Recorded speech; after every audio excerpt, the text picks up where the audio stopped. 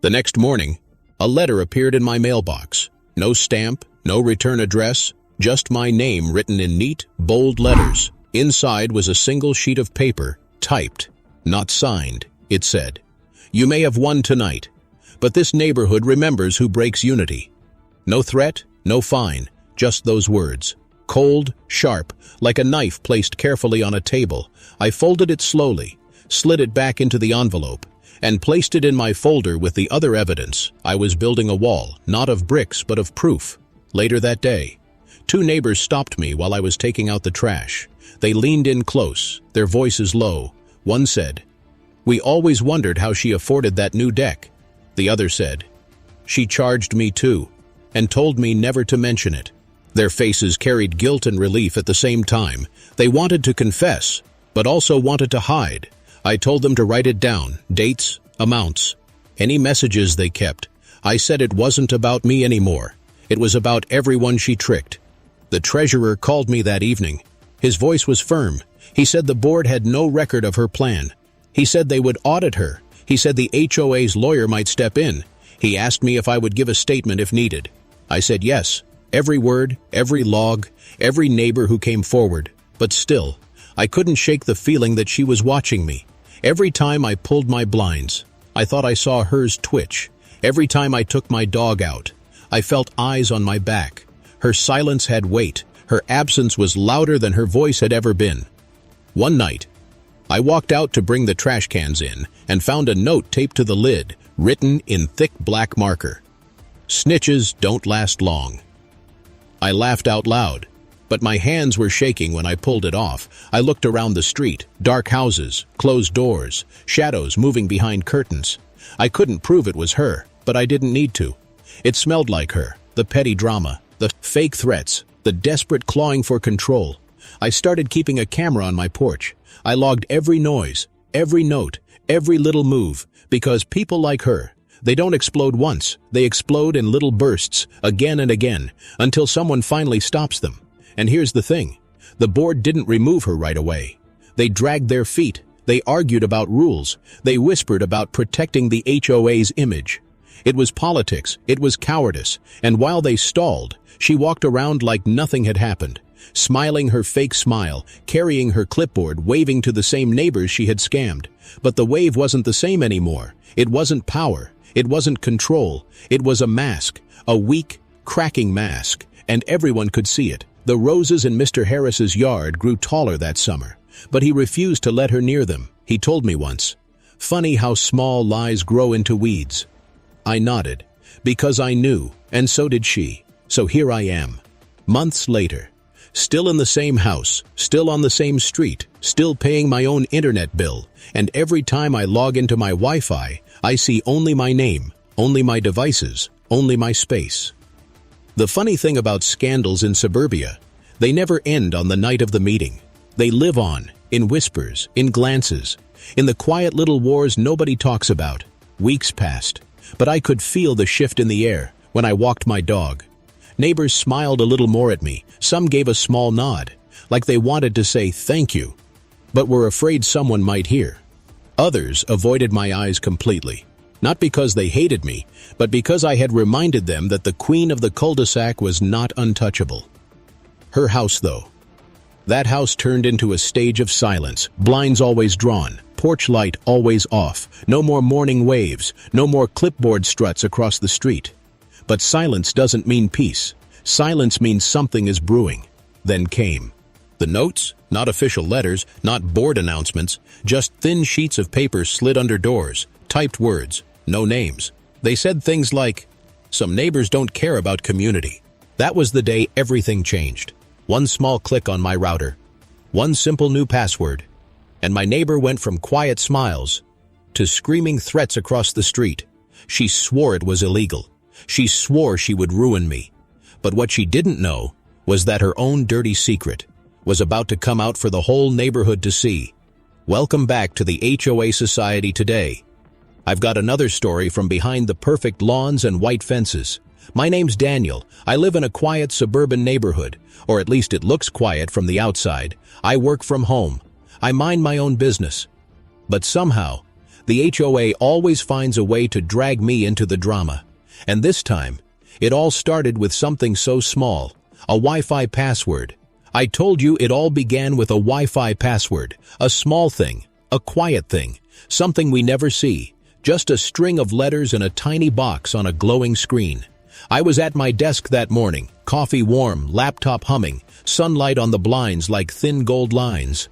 I was answering work emails, and the page kept freezing, spinning circle, then nothing, again and again.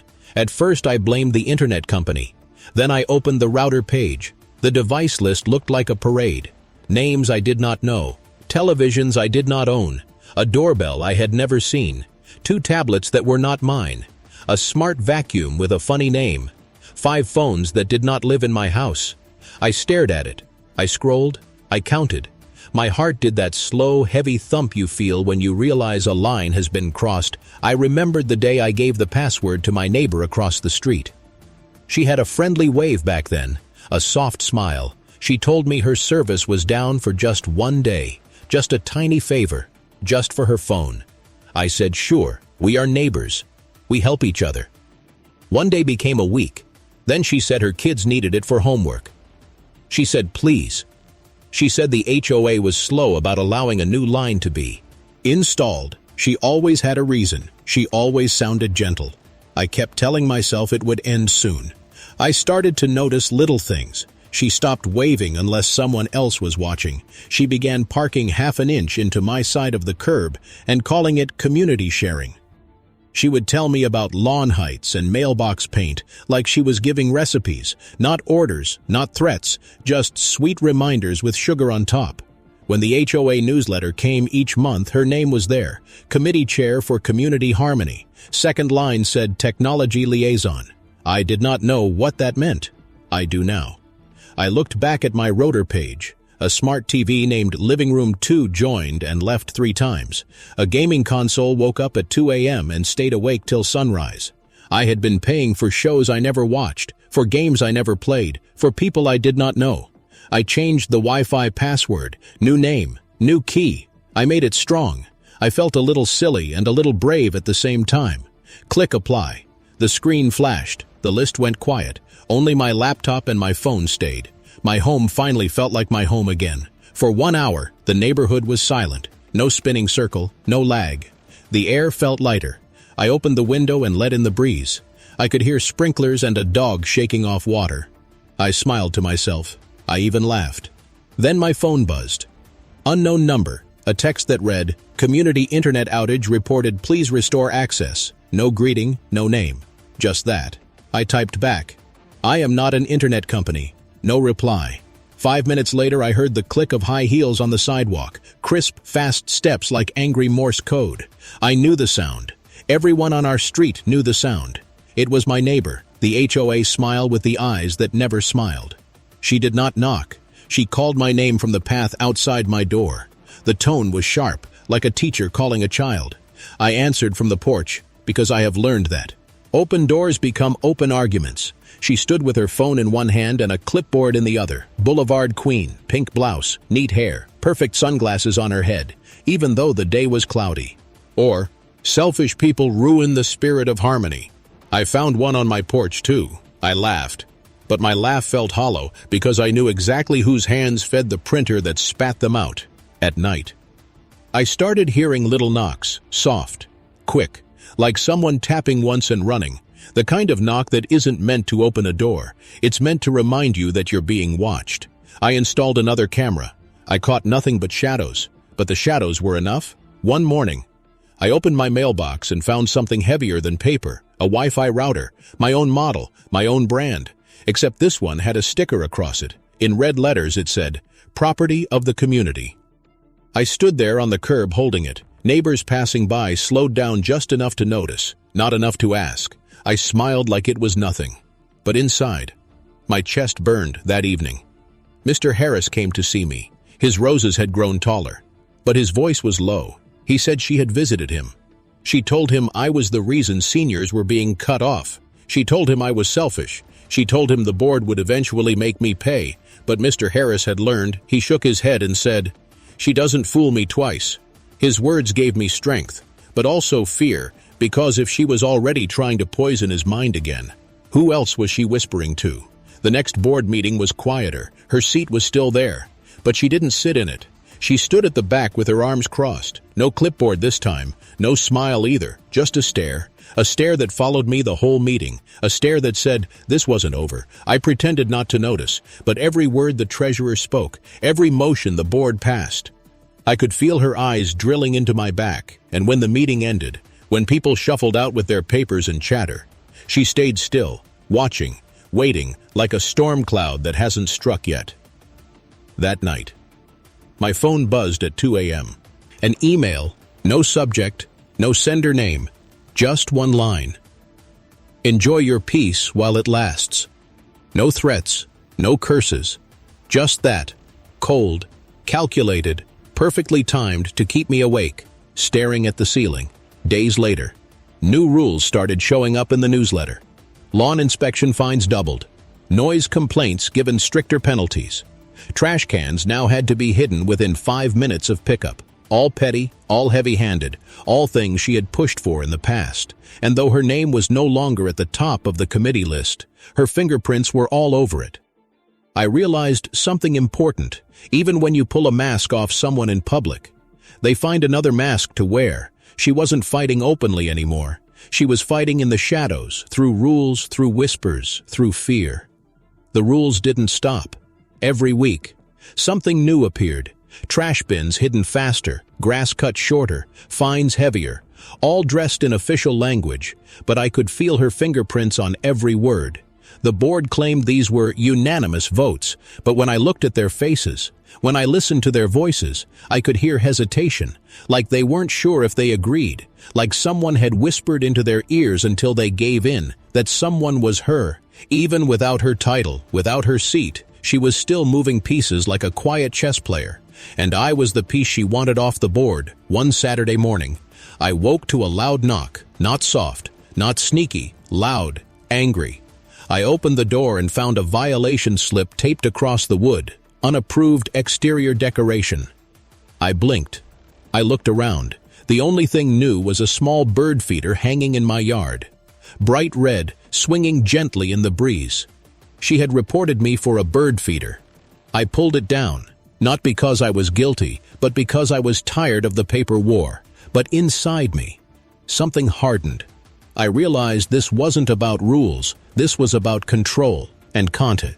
Roll is like Wi-Fi. Once people taste it, they hate losing the signal. That night, I heard laughter outside, not friendly laughter, sharp, mocking. I peeked through the blinds and saw 3 teenagers across the street. They were holding their phones up, pointing them toward my house, recording, streaming, laughing. The next morning, someone had posted screenshots in the neighborhood Facebook group. My house, my yard, my name typed underneath with words like selfish and unneighborly. I didn't need to guess who planted the seed. She had lost the meeting, but she hadn't lost her talent for pulling strings. I started saving everything, every violation slip, every message, every screenshot, because I knew where this was going, and I knew I had to be ready when the storm finally broke. Then it happened. The treasurer called me again, his voice tight. He said money was missing. Not much, but enough. Funds collected for a beautification project. Gone, vanished. Receipts incomplete. Records suspicious. He asked me if I thought she was behind it. I said I didn't think. I knew. But knowing isn't the same as proving. And in this neighborhood, proof is the only weapon. So I waited. I watched. And then, the strangest thing happened. A package arrived on my porch. No label, no address, just a brown box with tape.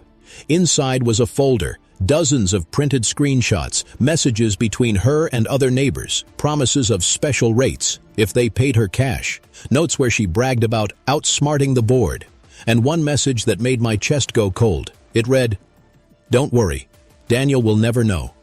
I didn't know who sent it.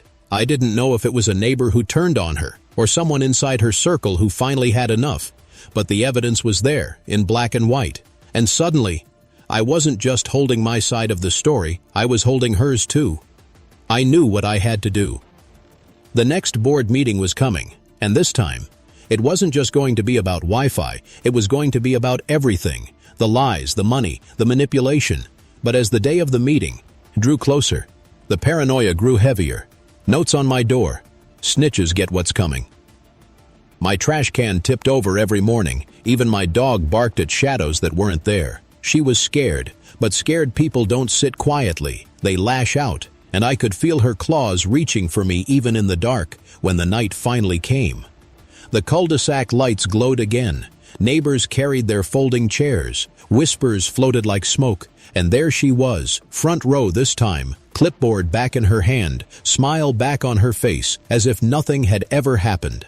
I sat down across from her, the folder heavy in my lap, my hands steady for the first time in weeks, because this time, she wasn't the one holding the mask. I was.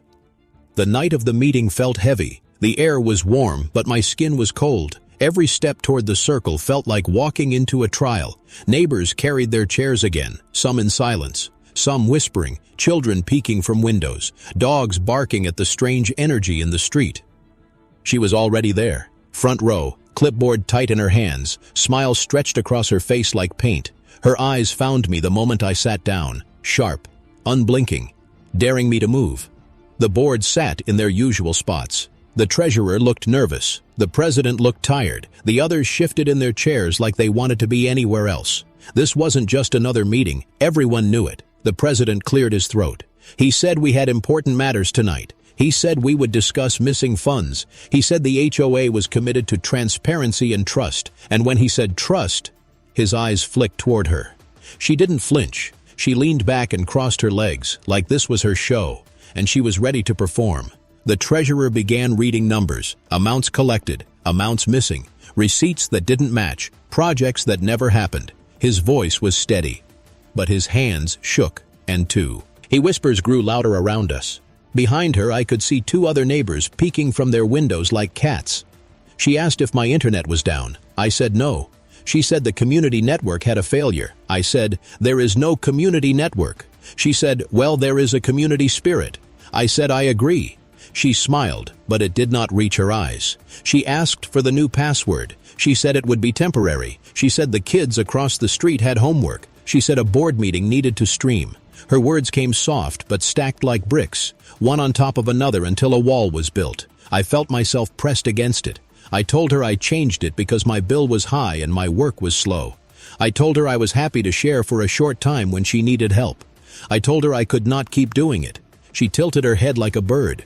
She said it was not neighborly to break a system once it was in place. She said that by using my network I had made a community resource. She said she could show me a bylaw that covered shared utilities. I knew there was no such bylaw, but I also knew how easy it was for her to say something and make it sound official. The way she stared at me, the way her mouth curved, it felt less like a conversation and more like a test I was being set up to fail. I said I would not give the password, not anymore. Her eyes flashed. The smile left like a light being turned off. She leaned closer. Her perfume smelled like strong flowers after rain. She spoke lower. She said I could be fined. She said she would bring it up at the next meeting. She said the board could vote on a policy and make me comply. She said all this in that soft tone people use when they are about to do something hard and want you to blame yourself for it. I told her I would love to see that vote. I told her again the answer was no. Her jaw tightened. She tapped her phone. A little circle of typing dots appeared on her screen. She was messaging someone. I guessed she had a group chat with the board, maybe with half the street. She turned to leave, then turned back. She said one more thing. She said some of the neighbors had been paying her a small fee to join her internet plan. She said now they would be asking for refunds, and it would be my fault. She said if I had a problem with that, I should talk to the HOA treasurer, since it was handled through the Community Improvement Fund. Community improvement. I almost laughed again, but I did not. I watched her walk away. Fast steps, tight shoulders. My hands were shaking a little. Not from fear, from anger, from the kind of disbelief that makes your heart go hot and your face go cold. I went back inside and sat at my desk. I knew I needed proof of everything that was happening. Screenshots, texts, times, names. I saved the device list from before and after the change. I took a photo of the text that told me to restore access. I opened the HOA portal and downloaded the last 3 newsletters. I circled her title with my mouse and stared at it. Technology Liaison. What did that even mean? It sounded like a crown she gave herself. I thought of the neighbors who peeked from their windows. I knew one of them. Mr. Harris, retired teacher, soft voice, always trimming his little roses. He once told me the HOA helped him after a fall. He believed in them. He believed in her. It made my chest ache. I stepped outside and crossed the street to his yard. He smiled when he saw me. I asked how his roses were doing. He said they were thirsty. He said he was too. We laughed. Then I asked if he had ever paid for internet through the HOA. He paused. He said yes. He said it was a convenience plan. He said it was through her. He said she collected the money and said she would handle the technical side so the seniors would not be stressed. He said she told him the password came from a community account. He said it felt like a blessing. I felt a slight. I'll burn in my stomach, a heat that felt like truth trying to push its way out. If she had taken money from seniors for my network, for my bill, that was not a convenience plan. That was something else. Then she stood up, without being asked. She raised her clipboard like a shield. She said this was all a misunderstanding. She said the records were old. She said she had fronted money from her own account. She said she had saved the community with her generosity. Her words flowed smooth, too smooth. And for a moment, some neighbors even nodded. I let her finish. I let the silence hang. Then I stood up. I held the folder in my hands, the one left on my porch, the one filled with her own words. I opened it slowly, pages sliding in the night air, screenshots glowing under the streetlights. I said I had proof, not rumors, not guesses, proof. I read her messages out loud, promises of special rates, notes about outsmarting the board. That line about me. Don't worry. Daniel will never know. Gasps rippled through the circle. Some neighbors covered their mouths. Others stared at her. The mask she wore cracked with every page I turned. She interrupted. She shouted. She said it was fake. She said I was framing her. But her voice was shaking, her words stumbling, and the harder she fought, the guiltier she looked. Then Mr. Harris spoke again. Soft voice, clear words. He said he had given her money every month. He said she promised it was official. He said she lied. And this time, everyone listened. More voices followed.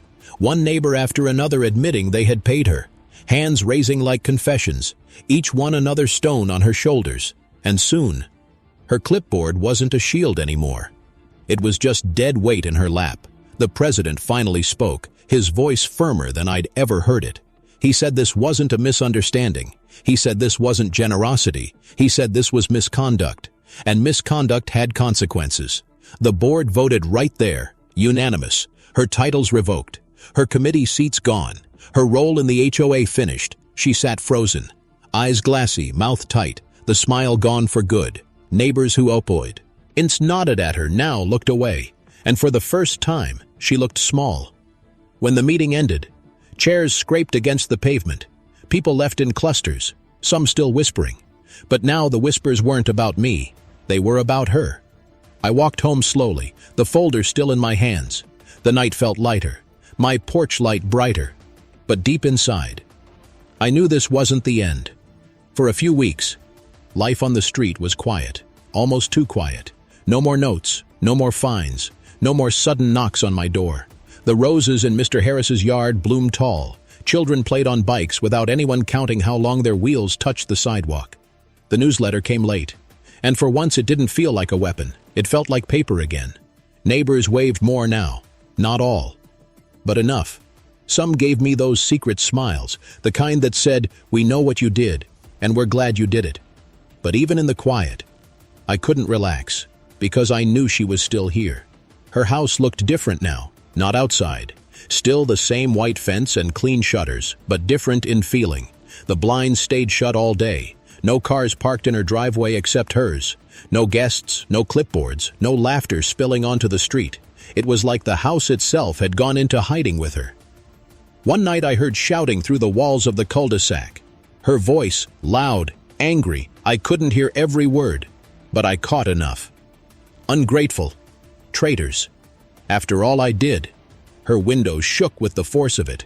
But when I looked the next morning, Her lawn was still perfect, her mailbox still shining, her mask rebuilt. At least on the outside. Then came the little things, petty things. My trash can tipped over again and again, letters from the city about complaints filed against me. One about noise, one about weeds, one about a car parked too close to the curb, each one dismissed when checked. But each one carrying her shadow. And then, the whispers started again. Not about her, about me. At the grocery store, a neighbor asked if I was hard to live next to. Another said they heard I caused trouble at meetings. The story was twisting, the villain rewriting the script from behind her closed blinds. I kept my evidence folder, I kept my router logs, I kept the screenshots of her fake community plan. Because I knew the day would come when I needed them again. One afternoon, I came home to find an envelope taped to my door. This time, signed, her name written in neat cursive. Inside was a letter, no threats, no insults, just one line. You may have won a vote, but this neighborhood will never belong to you. I read it twice, 3 times. The words crawled under my skin like ants. It wasn't about Wi-Fi anymore. It wasn't about rules. It was about power. The kind of power some people crave like oxygen, and as I stood there on my porch holding her letter, I realized the truth. Her explosion wasn't the end of the story. It was the beginning of something darker, something slower, something harder to fight. Because rules can be challenged, fines can be appealed, even scams can be exposed. But whispers are harder. Whispers can spread like smoke, and no one knows where the fire started. The whispers spread faster than weeds in summer. It didn't matter that she was stripped of her title. It didn't matter that I had the folder of proof. She still had a gift. A talent for twisting words until people forgot what was true. One neighbor told me she said I hacked her account. Another said she warned them I was dangerous with technology. And soon I noticed people watching me with cautious eyes. Not hostile, just uncertain, as if they weren't sure if I was the hero or the problem. Then the letters started showing up again. This time not in my mailbox, but on official HOA letterhead. At least, it looked official. The font was the same. The logo was the same. But something was off. The wording clumsy, the signatures missing. They accused me of violations I never committed. Grass too long, fence too tall, noise too late. I knew they were fake. But the scary part was, most neighbors wouldn't notice to them. A letter with a logo meant law. I confronted the board. They swore they never sent them. The treasurer showed me the real records. My file was clean, but the damage was already done. The copies spread like wildfire, taped to doors, shared in mailboxes, and each one had my name underlined in bold. It was her. I could feel it. Her style, her pettiness, her fingerprints hidden under ink. I tightened my defenses. More cameras, more screenshots, more records. But no matter how much proof I collected, I couldn't control the whispers. Then one night, there was a knock at my door. Not light, not mocking. Heavy, slow. I opened it to find 2 men in suits. Not police, not board members. Lawyers.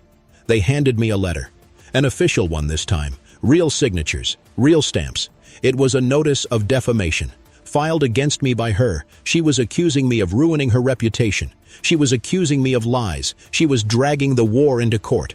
I felt my stomach twist. My hands shake. Because fighting whispers in the street was one thing, but fighting them in front of a judge.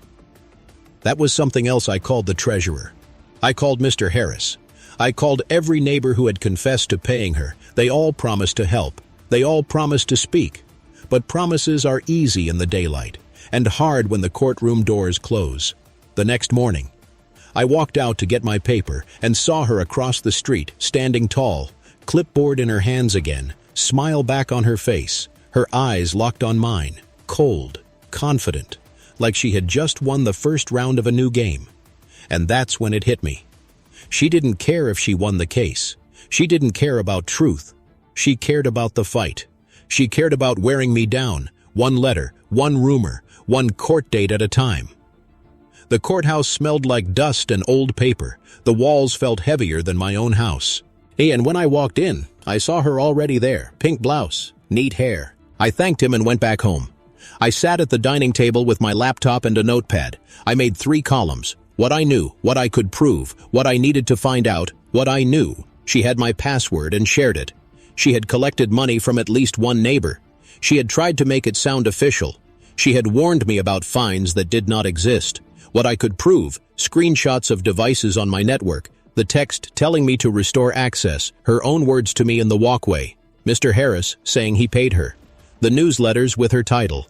What I needed to find out, how many people paid her, where the money went, whether the treasurer knew, whether the board was in on it, or if she used their names.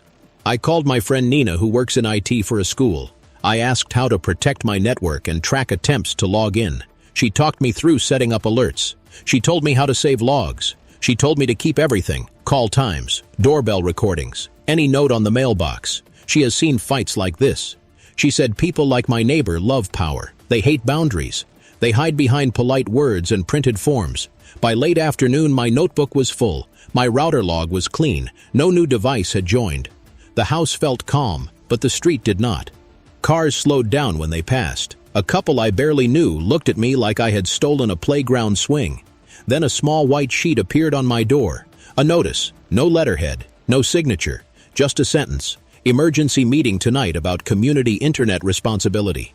The time was an hour from now. The location was the cul-de-sac. Bring a lawn chair. I laughed out loud. Then the laugh died in my throat. I could see the plan. Public pressure.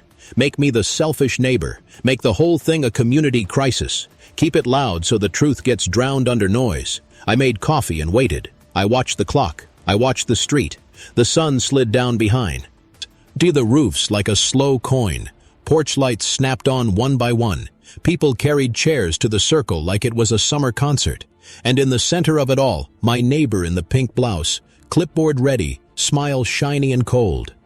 I looked at the router one more time. I looked at the folder where I saved the logs. I looked at the notebook with the 3 columns. I felt that strange mix again. A little silly, a little brave, mostly ready. I picked up my chair. I walked toward the circle. I could hear the whispering start like wind through dry leaves. I sat down near the front so I could see her eyes. She began to speak about unity and kindness and shared resources. She lifted her clipboard like it was a flag. I could feel the trap opening. She stood in the middle of the circle like a stage actor, her voice carried across the lawns. She said this was not about one person. She said this was about all of us. She said internet was a community, need like water or light. She said one neighbor, me, had broken the spirit of sharing. She never said my name. She didn't need to. Every pair of eyes turned toward me. Every chair shifted an inch in my direction. The air was thick. The streetlights hummed above us like judgment. I let her talk. I let her stack words like bricks again. Unity, fairness, obligation. She said I had denied children their homework. She said I had denied seniors their television. She said I had denied her board the ability to communicate for safety. I could feel my jaw tighten, but I stayed quiet. Not yet. I wanted every word out of her mouth. I wanted her to paint her own corner with her own brush. She said she had kept the system alive for months. She said she had sacrificed her time and her resources. She said she had carried the burden of technology. She smiled like a saint, and the neighbors clapped. Not loud, but enough. Clipboard tucked under her arm like a weapon. She smiled at me across the room, that same cold smile, as if this was her turf now. And I was the visitor. Her lawyer spoke first. He painted me as a villain. He said I was obsessed with her. He said I was spreading lies. He said I hacked her Wi-Fi and spied on her home. He said I was dangerous. Neighbors gasped in the back row. Some shook their heads. Some looked at me with new doubt. But I stayed quiet, because I knew my turn was coming. When it did, I opened my folder, the one that had grown thick with months of evidence, screenshots of my router logs, notes slipped under my door, fake violation letters side by side with the real ones, and then the package that arrived on my porch. Her own words, her own promises, her own scam in black and white. I read them slowly, one line at a time. Her handwriting, her texts, her threats. And the courtroom grew quieter with every page. The judge leaned forward. The treasurer stood to confirm the missing money. Mr. Harris spoke in his soft voice about the $20 he gave her each month, and one by one, neighbors who once stayed silent began to speak. They admitted what she told them. They admitted what they paid. They admitted how she tricked them. Her face cracked. The mask slipped again. Her smile vanished. She shifted in her chair. Her lawyer stammered. The judge's eyes grew colder. And for the first time, she looked small, even in this room she thought she controlled. The ruling came fast. The case dismissed, her claim of defamation thrown out, and the judge said one more thing, that the court would be looking closer at her actions, her community plan, her missing funds, her misuse of neighbors' trust. She stormed out before the gavel fell, clipboard clutched tight, head low. The same neighbors who once whispered in her favor now avoided her eyes, and the hallway outside echoed with a silence louder than any scream. I walked out into the sunlight. My chest lighter than it had been in months, my hands finally empty of that folder, because the truth was no longer mine to carry. It was out there now, in the open, and she couldn't take it back on my street. Her blinds stayed shut. Her porch stayed dark. Her clipboard never came out again. The HOA newsletter no longer had her name, and the whispers that once circled around me now circled around her. The war was over, at least for now. Because people like her don't disappear. They wait. They simmer. They look for cracks to crawl back through. But I know one thing. If she ever tries again, this neighborhood won't be fooled so easily, and that's my story. From one Wi-Fi password, to a courtroom showdown, to the quiet streets we live on today. Then she said it. She said she had paid for a community plan. She said she had collected fees only to forward them to the provider. She said she was out of pocket now because of me, her eyes locked on mine like a blade, her smile sharp, her voice soft, but her lie huge. That was my moment. I stood slowly. I held up my phone. I said I had proof. I said I had logs from my own router. I said the devices on her community plan were not linked to any provider account. They were linked to me, my bill, my name. The circle went quiet. No cough, no shuffle. Just the sound of the night and her breathing. I turned the screen around. Rows of names, times of access. Unknown devices that were never mine. I said she told me it was temporary. I said she told me it was neighborly. I said she threatened fines when I refused. I said she claimed bylaws that never existed. I said she had turned my kindness into her business. Her face froze. The smile cracked. Her hands clenched the clipboard tighter. She said I was mistaken. She said I did not understand the technical side. She said she had receipts. But her voice shook. Her words slipped. Her eyes darted to the treasurer sitting 3 chairs away. That's when Mr. Harris spoke. His voice soft but clear. He said he paid her $20 every month for internet. He said she promised it was through the HOA. He said she told him it was official. He said he believed her because he trusted her. Others started nodding. Hands rose like slow candles. One woman said she paid her too. Another said the same, each one repeating the same words, official, community, plan. I could see her crumble, not all at once, but in little cracks, her mouth twitching, her shoulders tightening, her eyes searching for someone to rescue her. No one moved. The treasurer cleared his throat. He said no such plan existed. He said no such money reached the HOA account. He said if she collected funds, she did so personally, not officially, not legally. Gasps rippled around the circle, some angry, some shocked, some quietly pleased. The neighbors turned to look at her. The saint on the stage was now just a woman in a pink blouse, holding a clipboard she could not hide behind. She dropped her gaze. She mumbled something about misunderstandings. She said it was all goodwill. She said she meant no harm. But the crowd did not clap this time. They only stared.